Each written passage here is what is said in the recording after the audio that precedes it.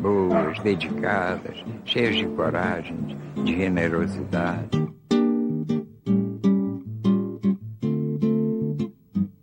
Eu poderia mostrar diversos arquitetos no mundo que de alguma forma foram influenciados pelo Oscar, por essa liberdade, por essa maneira de criar e principalmente no uso da curva. É excepcional, inventivo. Sem dúvida nenhuma, a obra de Oscar Niemeyer é uma iniciação ao mundo formal brasileiro, porque ela parte da extrema simplicidade de formas e vai para a total riqueza da interpretação dessas formas. Lembro que na Europa, um dia me disseram: vocês já no Brasil, o passado é pobre, né? E eu disse: realmente, o passado arquitetônico é pobre, mas isso nos dá uma desenvoltura, uma liberdade que vocês aqui não têm. Oscar Niemeyer representa, sem dúvida, o reconhecimento da arquitetura pela alma brasileira. Eu acho que Niemeyer é essa síntese. Um humanista do Renascimento, um revolucionário que foi a última floração do iluminismo. É preciso sonhar um pouco, mas sonhar alto, sonhar de mãos dadas com o povo, né?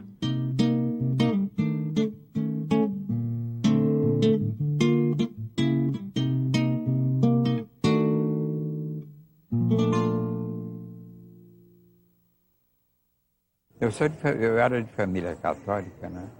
Cheia de preconceitos, mas eu era revoltado, né? Achava que o mundo estava ruim. Mas quando eu saí para a vida, pouco depois, estava no Partido Comunista. Quando a guerra terminou, os aliados já estavam vencedores, os comunistas saíram da prisão. Eu me lembro que eu recolhi aqui uns 15 comunistas. E eles ficaram morando aqui uns dias, e um dia eu disse para o Prestes: olha, fica com a casa é mais importante, o trabalho de vocês é mais importante que o meu. E eu saí para arranjar o escritório em outro lugar. Mas durou pouco, deu a reação, o Partido Comunista entrou na clandestinidade e a polícia fechou a casa, ficou com a casa. O Oscar, ele era ligado ao Partido Comunista, né? Ele se encontrava com o pessoal do partido, ele era visitado por emissários da direção do partido. Então, quer dizer, o Oscar também contava com amizades, com relações muito amplas em diferentes setores, e ele usava do seu prestígio e dessas amizades e dessas influências que ele tinha para colaborar dentro do possível com a resistência à ditadura. Quando havia, por exemplo, os manifestos, os documentos, o Oscar estava sempre na frente, apoiando, dando o seu nome e o seu prestígio como apoio a todas as iniciativas contra o regime. Não me consta que ele tivesse colaborado na resistência armada. Aí eu acredito que ele não colaborou nisso, uma vez que a sua ligação era com o Partido Comunista Brasileiro, que não adotava essa linha. Ele manteve uma posição de resistência aos regimes ditatoriais. Ele sempre se colocou na vanguarda de todos os movimentos de transformação da sociedade. Hoje, quando eu penso no Partido Comunista, eu sempre digo aos amigos: foram as pessoas melhores que eu conheci. Pessoas boas, dedicadas, cheias de coragem, de generosidade. Atenção, Minas Gerais! As tropas do 2º Exército, sob o comando do general Cruel, já sitiaram o estado da Guanabara. O golpe militar de 64 interrompeu esse sonho que havia. A partir da democratização dos anos 40 e tal, foi se alimentando de um país com alguma contribuição original a prestar ao mundo. Isso foi ceifado pela ditadura militar na medida em que se mediocrizou a ideia de cultura, de educação, né? E o Oscar dizia abertamente que era comunista e, depois de hostilizado de todas as maneiras e não tendo oportunidade de trabalho no país, pelas condições que se criaram, é obrigado a deixar o Brasil. Era impossível trabalhar. Eles queriam me sacanear e tudo, eu senti que tinha que ir embora. Então, se eles queriam me calar, eles me deram a oportunidade, sem saber, de eu mostrar lá fora a minha arquitetura. Ao mesmo tempo que saiu contrariado daqui, mas foi uma oportunidade muito grande que ele teve de difundir a sua arquitetura no exterior, de firmar o seu nome e o prestígio da arquitetura moderna brasileira. Eu, quando cheguei em Paris e comecei a projetar, Malraux conseguiu uma lei, um decreto de Gaulle, de modo que eu posso trabalhar na França como arquiteto francês. Mesmo hoje, se eu quiser, eu prestei juramento lá no Conselho de Arquitetura. De modo que isso foi muito útil para mim, que eu fiquei mais livre para trabalhar. O que eu achei esplêndido em Paris, senti que eles não queriam que Paris ficasse feito um museu. E eles fizeram os Pés de Jardin de France. Eles mantiveram na cidade aquela unidade, as janelas iguais, altas, a mesma altura dos edifícios, né? O Sena, fantástico. Minha família ficava aqui, eu ia uma missão de trabalho, um exílio forçado, né? Eu lá tinha novos amigos, os amigos que eu levei, né? Conheci o Sartre, que me procurava. Às vezes eu fui na casa da Simone de Beauvoir. Eu levava uma vida assim, momentos de prazer, de paz, de brincadeiras. E depois momentos de angústia, pensando no Rio. De modo que eu conheci gente muito boa, assim. Gostei muito de Paris de tudo. O clima assim, a terra assim da fraternidade, não é? Da liberdade, a Revolução Francesa. Eu gostava dali de andar para aqueles cafés, lembrando aqueles tempos antigos, não é? Aquela turma que fazia o surrealismo, não é? Não, a França é fantástica. Eu fiz a sede do partido e eu fiz o prédio assim. Mas eu queria explicar que havia uma razão para isso. Eu botei os acessos aqui. Depois tinha a questão do grande salão da classe operária, um auditório. Se eu fizesse no terreno, ele ia ficar muito grande a cúpula. Então, eu fiz embaixo. O hall da classe operária embaixo e a cúpula sai assim. De modo que em cima era pequeno. Eu queria mostrar, o que às vezes esqueciam, porque é preciso haver uma boa relação entre volumes e espaços livres. Que era importante, e em cima ela ficasse só assim. É a questão da beleza arquitetural. Vous savez, les habitants du quartier sont très fiers d'avoir le siège du Parti communiste. Nous entendons souvent des anecdotes sur cette coupole, par exemple, qui est derrière moi. Nous entendons que c'est un abri antimissile, un abri antiaérien. Vous voyez, nous sommes vraiment très loin de tout cela par rapport au symbole de la vie. En un mot, c'est un lieu de vie. O auditório, ainda mais com a porta inclinada que abre, quando eu entrei, a minha sensação era estar entrando numa nave espacial, quer dizer, num mar de luz, no interior mais bonito que eu já vi na minha vida. A luz vem do chão, vai ao teto, vai ao chão, e você se sente realmente envolvido, como se você estivesse, talvez, sendo sequestrado para o interior de uma nave espacial.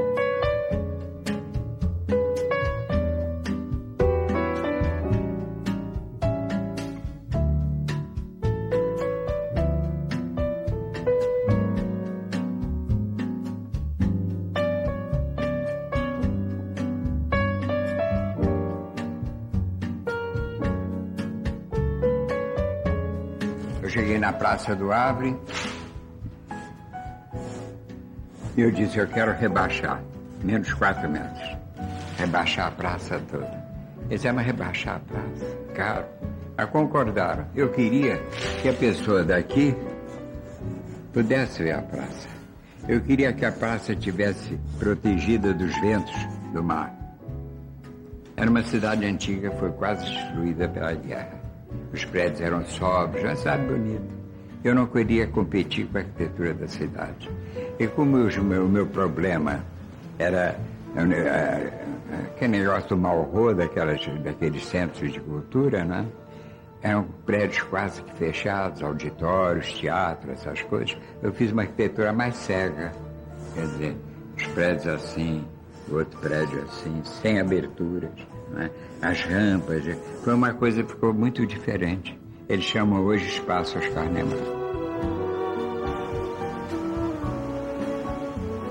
Eu passei pela Europa assim com essa preocupação de mostrar a arquitetura do meu país, mas também mostrar que nós conhecemos as coisas. Quando eu fiz a sede de Mondadori, por exemplo, eu não fiz uma colunata comum assim, não. Eu fiz cada vão diferente. Eu fiz um vão com 15 metros, eu fiz outro com 3, fiz outro com 5. Uma coisa assim um pouco musical, vamos dizer. E depois eu pendurei nas vigas os 5 andares. Eu expliquei que o importante num prédio, numa colunata assim, não é apenas as colunas. O importante é o espaço entre as colunas. É o arquiteto proporcionar esse espaço. Esse espaço faz falta, não é?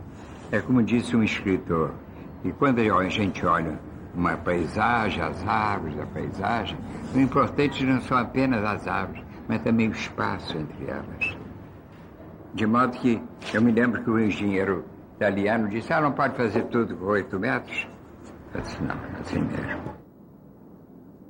A minha passagem teve essa preocupação política, né? A América Latina a gente sabe das coisas, né? E como é um país jovem, é uma espécie de doença infantil, a gente quer mostrar que pode fazer tudo.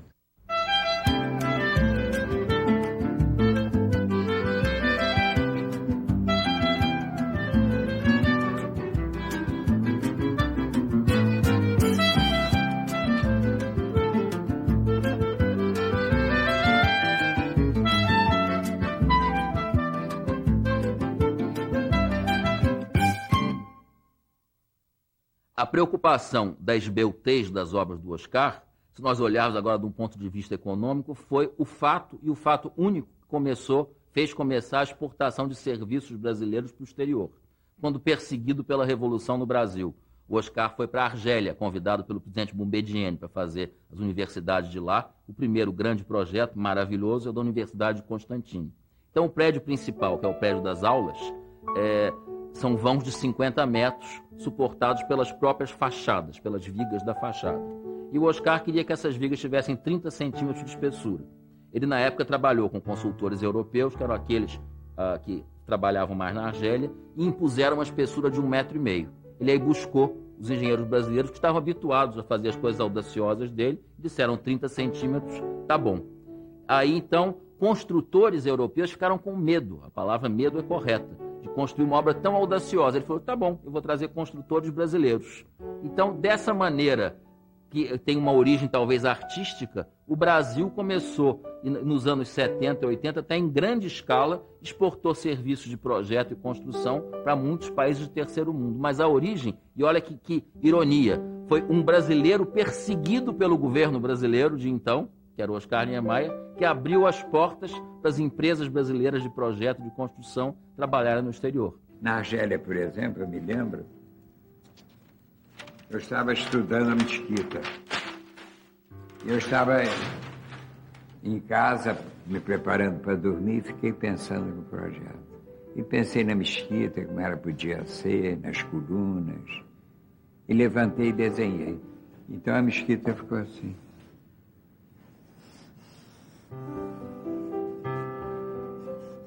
Eu fiz as colunas assim, a outra assim, a outra assim, a outra assim.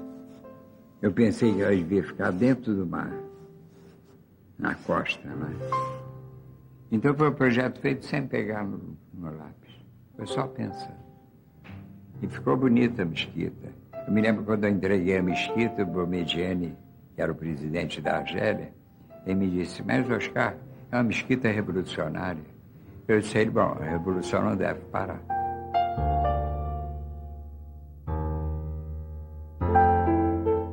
Eu me lembro que um dia eu fiz um verso e botei na parede do escritório. Eu estava na Argélia, né? Então era um desabafo, era uma coisa assim.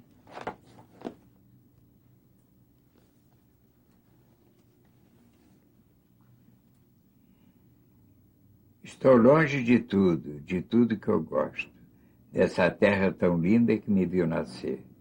Um dia eu me queimo, meto o pé na estrada, é aí no Brasil que eu quero viver. Cada um no seu canto, cada um no seu teto, a brincar com os amigos vendo o tempo correr. Quero olhar as estrelas, quero sentir a vida, é aí no Brasil que eu quero viver. Estou puto da vida, essa gripe não passa, de ouvir tanta besteira não me posso conter. Um dia eu me queimo e largo isso tudo, é aí no Brasil que eu quero viver. Isto aqui não me serve de nada. A decisão está tomada, ninguém vai me deter. E se for do trabalho, este mundo de merda, é aí no Brasil que eu quero viver. Então, a partir de 74, as próprias lideranças militares iniciaram a retirada e começaram a falar na distensão, a acenar com a abertura política e tal, e pouco a pouco a ditadura foi derrotada. O Oscar desempenhou o papel secretamente, quer dizer, participando de reuniões, dando força às pessoas, discutindo, ajudando a resistência contra a ditadura, mas depois que voltou, ele colaborou muito para a reabertura, né, da democrática no Brasil. Eu me lembro que uma das últimas vezes que eu vim, eu fui direto do navio para o quartel do Exército. Eles queriam me indagar coisas, saber minhas relações com Cuba, as questões do partido. E aí, no fim da conversa, eu estava numa sala pequena, acolchoada, e o militar fazia perguntas que um criolinho batia na máquina. Então, em um certo momento, ele disse, Dona Niemeyer, o que os senhores pretendem fazer? Eu disse, mudar a sociedade. Ele disse, escreve aí, mudar a sociedade. E o criolinho olhou para mim e disse, vai ser difícil, hein? Eu achei graça, a gente queria mudar para a gente como ele.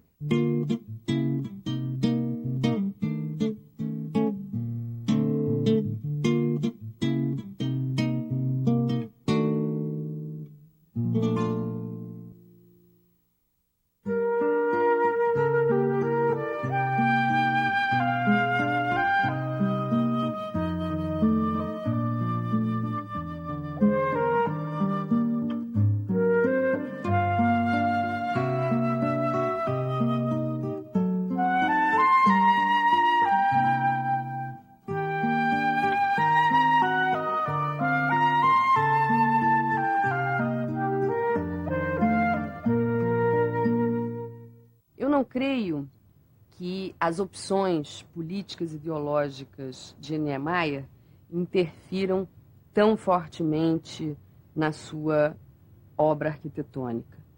Eu acho que quando ele concebe Brasília ou um país a ser criado, ele está expressando um grande sonho dos brasileiros e não um pequeno sonho ou um sonho limitado a um contingente pequeno de ideólogos do socialismo.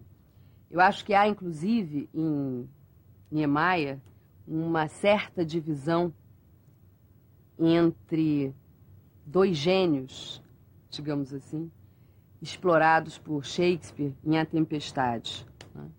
Como um esteta, como um homem ligado à arquitetura e à arte, ele é Ariel. Ele é o gênio alado, o homem da espiritualização, de um grande ideal e, portanto, a expressão de uma intenção espiritualizada, de uma espiritualização da natureza brasileira.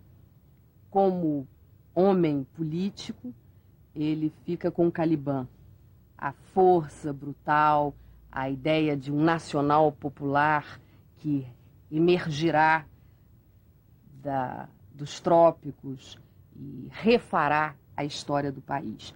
Eu acho que esses dois personagens não se encontram. Eles são uma tensão permanente na vida desse grande intelectual. De volta ao Brasil, eu comecei a fazer outros projetos. Pediram para fazer o monumento JK. Né? Eu fiz o monumento. JK é lá. Quando chegou o momento de subir a figura de JK, começou a questão. Os militares da época diziam que eu tinha feito a foice e o braço de JK era o martelo. E a discussão começou. E durante meses ficaram discutindo se subia ou não com a figura. E um dia, a viúva de JK, do presidente, estava na prefeitura com um dono de jornais. E telefonaram para mim. Nós estamos aqui com o prefeito e chegamos à solução. Nós vamos botar o tijolo aqui, vamos fechar e desaparece a foice. Eu digo, não faz porque eu vou protestar. E felizmente a coisa foi esquecida e a figura está lá, está bem. Tem um negócio, tem a foice lá, tem o martelo, a figura está lá muito bem. Afinal, fiquei no Brasil. Continuei a trabalhar em diversos projetos. De vez em quando vou a Brasília para atender problemas que surgem com as obras realizadas. Né?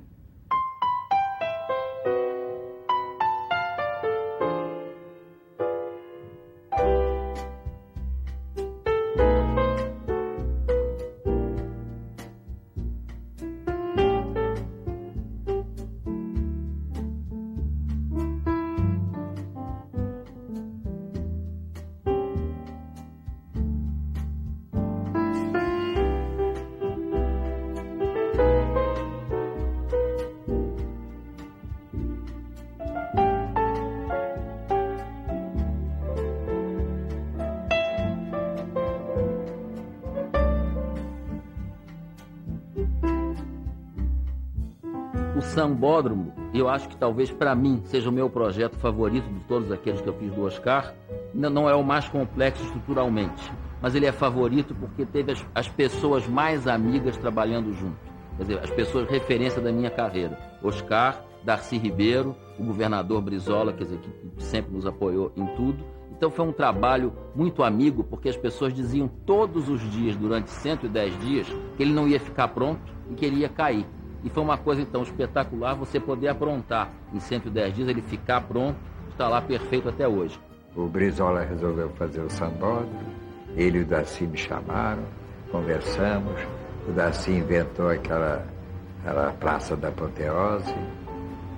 O Darcy, com aquela imaginação dele fulgurante, né, inventou logo de botar umas escolas embaixo das arquibancadas. Né? Eu me lembro que teve aqui o ministro da Cultura da França, Jacques Lang. Eu fui com ele lá no Sambódromo. E quando ele viu as escolas debaixo da arquibancada, ele disse, puxa, eu nunca vi, que ideia, nunca vi escola embaixo da arquibancada. Então, durante os outros meses, as escolas usavam a pista para um lugar de lazer, né? E funcionava ali embaixo, o país precisa de escola. Depois eu fiz o eixo da composição, com aquele arco, né? Também o Brizola não sabia, o Darcy escondeu do Brizola, né? O Brizola ia achar que era uma coisa desnecessária, né? E ele foi tão fantástico que a equipe que o fez ficou tão amiga, tão ligada, que foi uma sucessão natural ao projeto dos CIEPs, das escolas aqui do Rio de Janeiro. Talvez seja o projeto repetido mais vezes do mundo. São 500 escolas iguais. Então totaliza 2.500.000 metros quadrados no mesmo projeto. A mesma equipe foi. E aí a filosofia do projeto era completamente diferente. Uma coisa tão repetida tinha que ter uma solução drástica, absoluta de pré-fabricação. Então, essas escolas que nós chamamos de CIEPs, elas são feitas com 5 peças diferentes e unicamente 5 peças. Foi uma coisa muito boa a ligação de arquitetura com estrutura e com construção para bolar como é que esse quebra-cabeça podia ser feito em lugares tão afastados um do outro, serem feitas construções. Essas escolas foram feitas em 4 meses. Tanto o Sambódromo como o CIEPs, a participação do Darcy foi mais importante que a minha. Os CIEP são obras assim de pré-fabricadas, né? Acho que eu procurei fazer um pré-fabricado que marcasse Pitu Carimbo, que ele não se perdesse no meio da cidade. Então, realmente, a forma do CIEP é muito peculiar, não é? Quer dizer, você vê o CIEP, você vê outro, sabe que é o CIEP, sabe? Não se perdeu no setor urbano. É uma solução assim para pobre, né? Para a escola de pobre. A ideia dele foi muito importante, que é para manter a criança na escola. Não é só ir lá e sair. Tem um ambiente lá, tem um estudo, tem a parte de exercício, tem piscina, né? Tem um lugar para estudar, e na favela já tem ambiente para estudar. Então, uma obra assim, como ponto de vista assim, de ensino, uma coisa impecável, que devia ser protegida. A arquitetura da arquibancada, se a pessoa olhar debaixo dela, de todas elas, tem como 300 salas de aula. Então, ele é uma monumental escola. Ele, digamos, é o único CIEP com arquitetura diferente daqueles outros 500. Ele é usado, ou era para ser usado, como escola em tempo integral. Então, o concreto é o material do Oscar, é o material mais importante da construção do século XX em escala mundial. Então, nisso, ele não fez nada de diferente, ele apenas levou esse material à sua culminância de importância. E, felizmente, é um material, quer dizer, que bem conservado, ele é virtualmente imperecível no tempo, porque é um material pétreo. Então, isso é uma felicidade, a gente saber que basta conservar, e as obras dele, se Deus quiser, vão estar por aí, daí a 5, 6 séculos, para todo mundo olhar. Para o Niemeyer, o sangue significa toda a violência, dominação e opressão pelos quais passaram o povo latino-americano, e um pouco também dessa luta de algumas pessoas contra isso. Eu acho que todos nós, né, qualquer um, qualquer profissão, o normal é estar preso ao problema da solidariedade, da luta política, né? Mas quando eu fiz o projeto da América Latina, eu fiz com muito prazer, porque era uma ideia de aproximar os povos da América Latina, né? Juntos poderem lutar melhor. Então fiz uma escultura lá que eles aceitaram, com a mão sobe assim.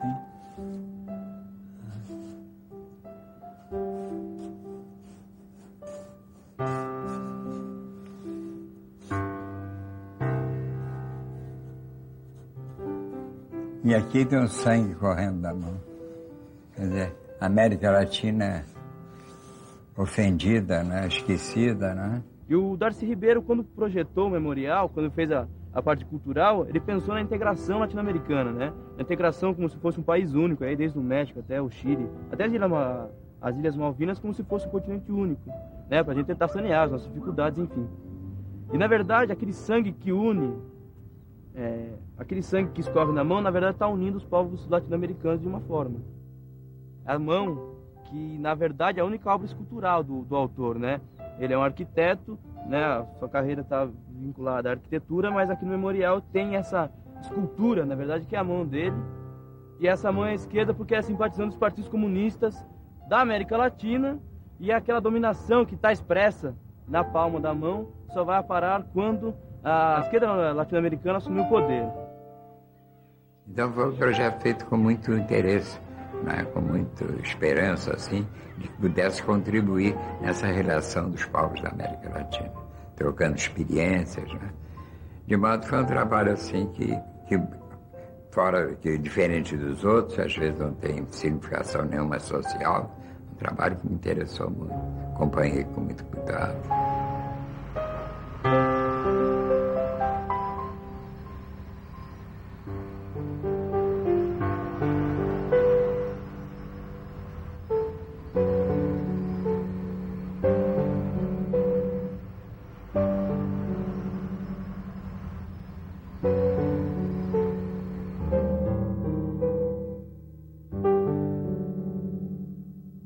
O Oscar decide uma obra, um grande projeto, em 1 hora. Eu acredito, é a única explicação que eu posso dar, é a diferença de um ser humano normal de um gênio. Deve-se passar com ele a mesma coisa que Mozart, que sentava para tocar uma música no piano e a música saía pronta, composta. Então, o Memorial da América Latina, com tantos prédios, quer dizer, com um programa tão complexo, para vocês terem uma ideia, eu num sábado, durante 1 hora, eu conversei com o Oscar e nós resolvemos todas as estruturas. Isso quer dizer que ele, num sábado de manhã, concebeu aquilo tudo, me chamou na hora do almoço, de tarde nós conversamos. No fim do dia, aquele projeto complexo estava todo concebido e sem nenhuma dúvida, sem nenhum sofrimento.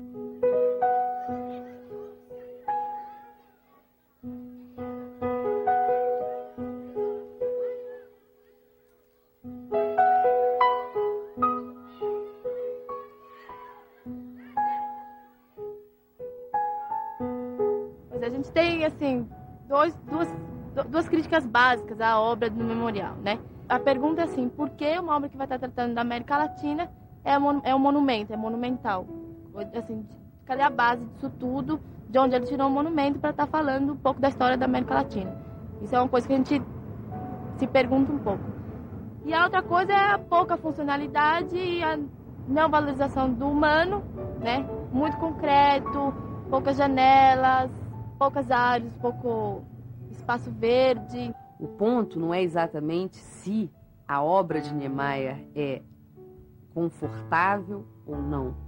O ponto talvez seja se a obra de Niemeyer expressa efetivamente uma ordem nova para o mundo que nos ajude a viver melhor.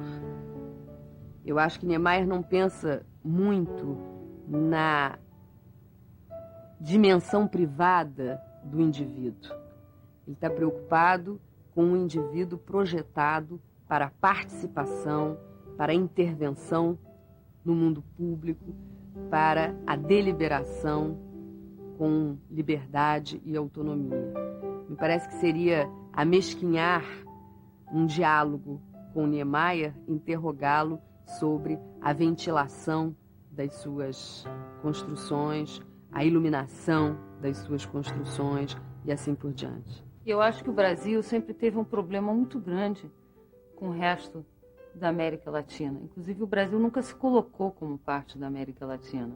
O Brasil se colocava basicamente como isolado disso, não é? Num diálogo com seus modelos assim, de França, Estados Unidos, etc., e o Brasil é um país excessivamente ensimismado, né? Ele está permanentemente olhando para si mesmo, permanentemente tentando se desenhar, se descobrir. Eu acho que tem uma coisa muito provinciana e muito fechada e muito pobre nesse autoescrutínio interno permanente. Então, eu acho que você fazer uma conexão com a América Latina é absolutamente fundamental, né? Crucial.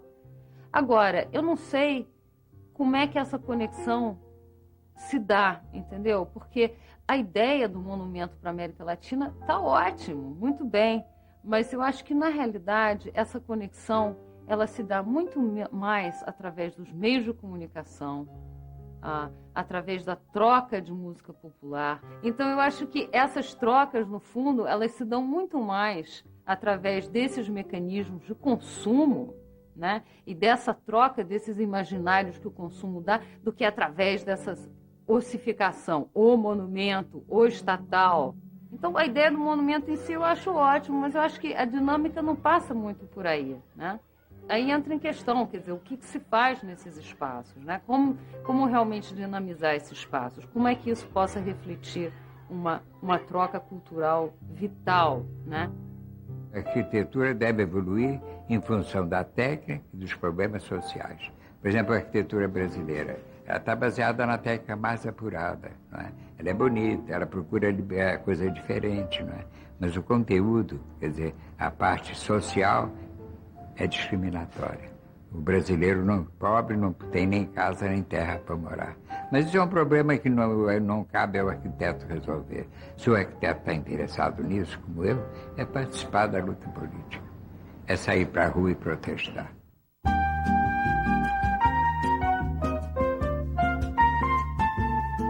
O que caracteriza o Rio são as montanhas, é a Bahia, essa natureza fantástica, não é? De modo que eu tive esse privilégio de fazer um museu num lugar tão bonito. De modo que eu não tinha que interferir na paisagem, eu tinha que discipliná-la. Eu tinha que subir para um projeto que a paisagem passasse por baixo, que ele enriquecesse. E foi nesse sentido que eu fiz o projeto. Eu não queria um volume em cima do outro. Eu queria que o projeto fosse feito uma linha que sobe, sensual, Ela sempre ascendência, ela constitui assim a fachada do edifício. Mas foi talvez o prédio mais fácil de fazer. Era um terreno assim. O mar em volta. O prédio ia ficar assim. Então o problema era um apoio vertical. E depois a arquitetura surgindo, fica uma flor assim.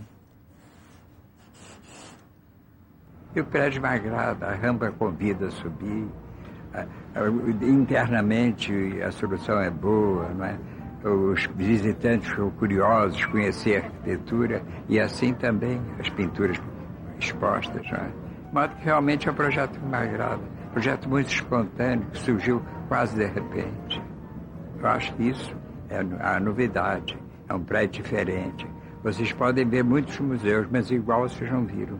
É uma obra diferente, é a invenção arquitetural. Isso aqui é arquitetura.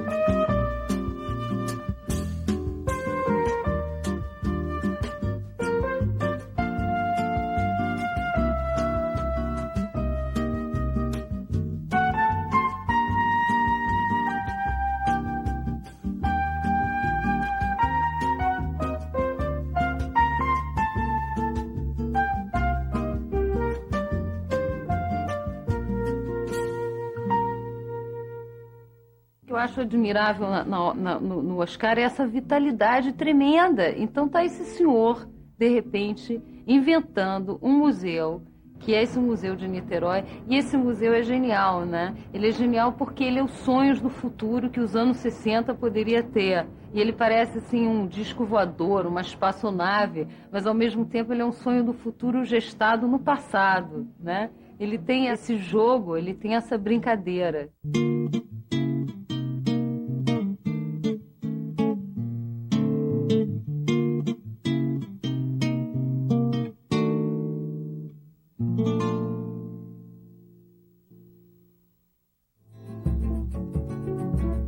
Eu tive um sonho. Eu sonhava que abria a janela do apartamento e o rio era diferente. A cidade estava afastada do mar 1 quilômetro. Eu desci, me espantei de ver como tinha um cuidado da natureza, hoje tão sacrificado aqui no Brasil. Como seria bonito o rio, sem o homem, não é? A natureza virgem, não é? As praias, as montanhas, tudo isso, não é? Sem serem tocados. Eu sou do Rio. Não sou nem de Brasília, nem ninguém. Sou do Rio, das praias, do morro. Pessoal que gosta de viver, que vai para a praia, que apanha sol. Eu me lembro que um dia Le Corbusier disse: você tem as montanhas do Rio dentro dos olhos, não é? Mas não é, também tem outras coisas, não é?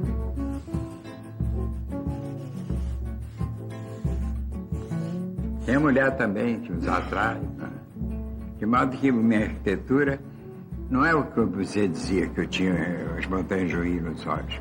É o que o André Malraux, dizia sempre, que ele tinha um museu particular, onde ele guardava tudo que ele tinha visto e amado na vida. Eu me lembro que na Europa, um dia me disseram: vocês lá no Brasil, o passado é pobre, não é?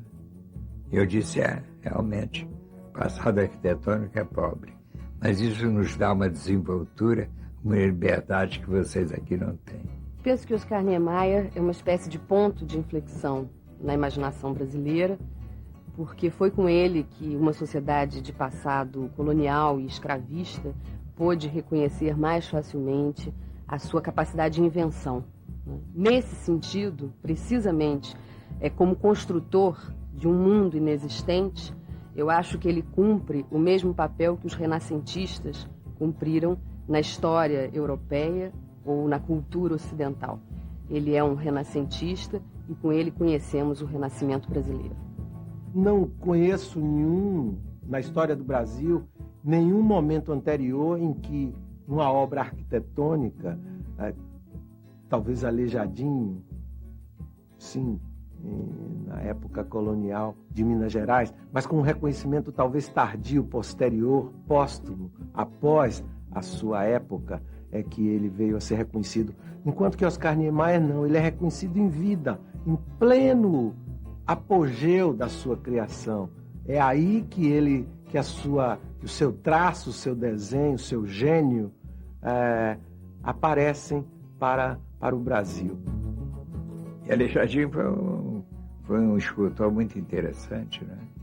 Ele fez aquelas coisas todas de Ouro Preto, as portadas, os profetas, né?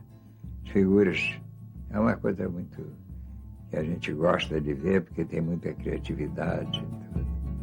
Oscar Niemeyer muitas vezes é chamado de um arquiteto barroco por conta das curvas de sua arquitetura.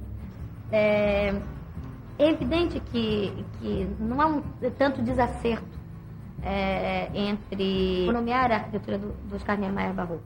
Mas eu acho que antes de pensar barroco como um estilo do século XVII, como a gente talvez tenha o hábito de pensar em relação à cultura europeia, deveríamos talvez pensar no caso brasileiro como o barroco como uma atitude, o barroco como um estado de julgamento, um estado de observação e de crítica e de ação.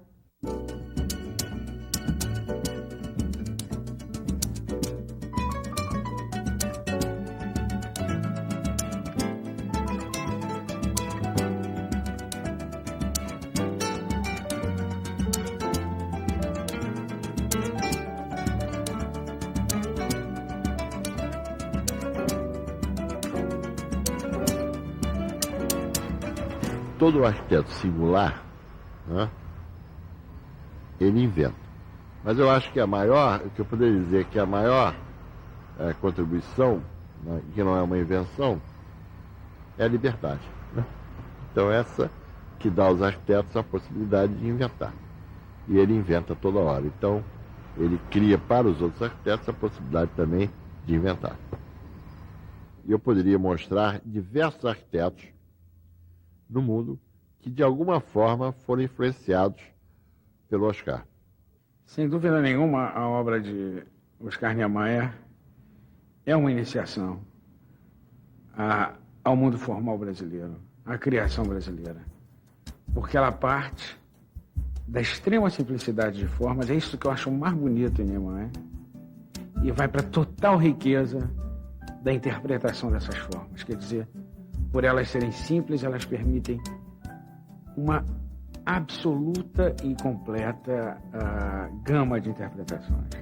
Eu acho que Niemeyer é essa síntese. Um humanista do Renascimento, um revolucionário que foi a última floração do iluminismo e uma personalidade existencialista, um tanto nostálgica em relação ao que a modernidade poderia ter trazido, mas não trouxe. Niemeyer revolucionou com a sua arquitetura mágica toda uma realidade conceitual. Ninguém tem dúvida de que Niemeyer é um nome universal. Os sonhos totalitários, os sonhos redutores, os sonhos ingênuos que hoje atribuímos àquela geração, podemos atribuir justamente com a distância que é da nossa geração. Mas naquele momento eles estavam agindo, buscando, errando, acertando, mas tentando construir um outro projeto de Brasil. As formas, eu insisto, elas passam, elas são humanas, elas são questionáveis, elas são perecíveis. O que não é perecível é a atitude diante do gesto de construir um tempo histórico. E isso, acho que temos uma lição a aprender com essas vanguardas dos anos 30 ou com as vanguardas culturais do Brasil dos anos 50 a 60. Com certeza. Bom, para mim, o Oscar Niemeyer é a memória viva da arquitetura modernista brasileira. É a memória mais emblemática dela. E ele está vivo, ele está aqui, ele está representando isso ainda nesse final de século. Para mim, o Oscar Niemeyer é isso. Oscar é um arquiteto muito musical. Você sabe que ele trabalha ouvindo música. Ele é um carioca típico. Ele é amante da música carioca, do samba. Não vou dizer só da bossa nova de Tom Jobim e Vinícius Moraes, mas eu sei que ele ouve também a música tradicional do Rio de Janeiro. Ele ouve muito Cartola, ele gosta muito de Noel Rosa, né? O Oscar Niemeyer é um sambista frustrado. Teu mal é comentar o passado. Às vezes voltamos ao passado distante, já tão longe de nós, quando a boemia ainda nos possuía. E surgem então meus companheiros, o Café Lamas, o Bilhar, a Lapa, a Rua Condilagem, o Homem do Bandolim.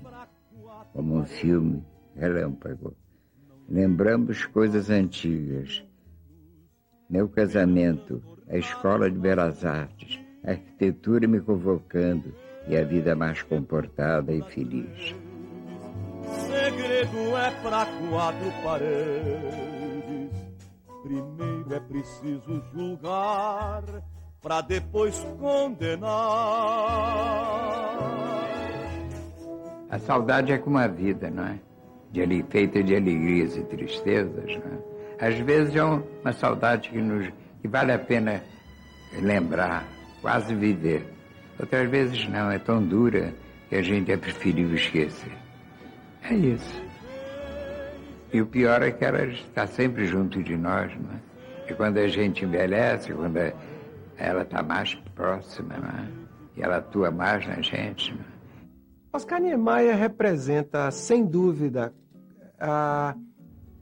o reconhecimento da arquitetura pela alma brasileira, no sentido largo, amplo, no sentido popular, no sentido de que a arquitetura sai das academias, das escolas, dos estúdios, como matéria de interesse desses ambientes e passa a ser uma matéria de interesse popular.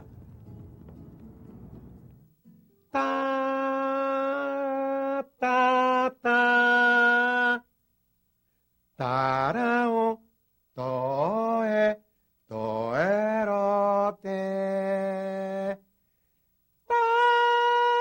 Tatu, tore, tobo, tobo, vereno. Torero tironiro te toro ma do do do.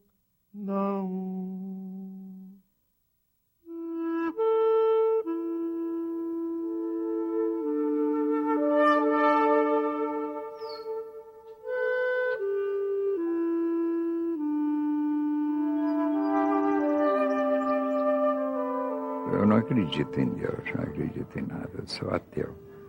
Mas fiquei sempre com aquela tendência de ter prazer em falar com o padre. Alguns são inteligentes, não?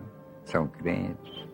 Eu gostaria até de ser católico, é uma esperança, assim, mas hoje a ciência explica tudo. São os filhos da natureza, irmãos dos bichos da terra, nada mais. A realidade é terrível, não é? Para todos. E a ideia da morte é difícil de a gente aceitar, não é? Desaparecer de um momento para o outro, não é? Uma coisa definitiva, não é? Acredito num mundo melhor, mundo realista, gente sabendo o pouco que representam, mas podendo viver de mãos dadas, como gente correta, digna, é tudo.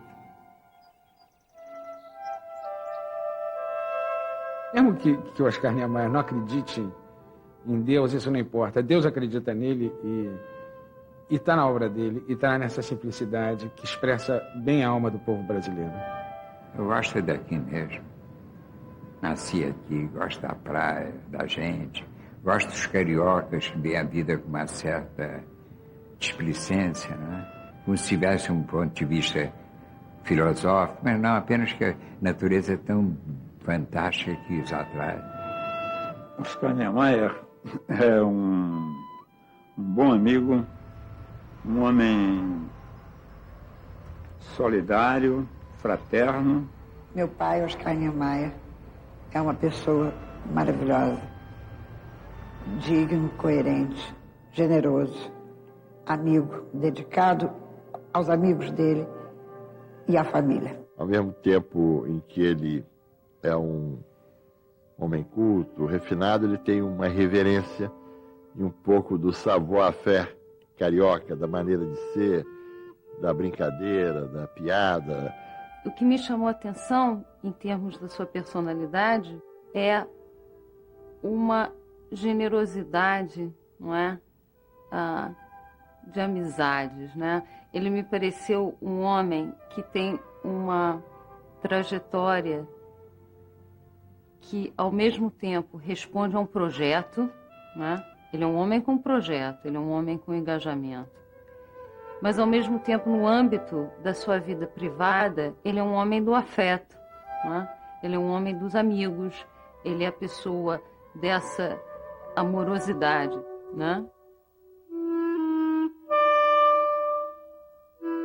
Sou um homem como todos os outros. Homem estou caminhando na vida, não é? Consciente da pouca importância que temos. Sou curioso, gosto de ler, não é? Eu gosto de encontrar os amigos, não é? Principalmente agora, quando a idade chega, a gente sente a importância de esquecer muita coisa, de fingir que somos jovens ainda. Isso eu sinto toda a tarde quando os amigos vêm, a gente conversa, finge que estamos jovens ainda, nos interessamos por tudo. Eu acho que é preciso manter essa pequena esperança, né? Mesmo quando a gente conhece a realidade. É preciso sonhar um pouco, mas sonhar alto, sonhar de mãos dadas com o povo, né? Com seu traço futuro, Oscar nos ensina que o sonho é popular. Nos ensina a sonhar mesmo se lidamos com matéria dura, o ferro, o cimento, a fome da humana arquitetura. Nos ensina a viver no que ele transfigura, do açúcar da pedra, no sonho do ovo, na argila da aurora, na pluma da neve, na alvura do novo. Oscar nos ensina que a beleza é leve.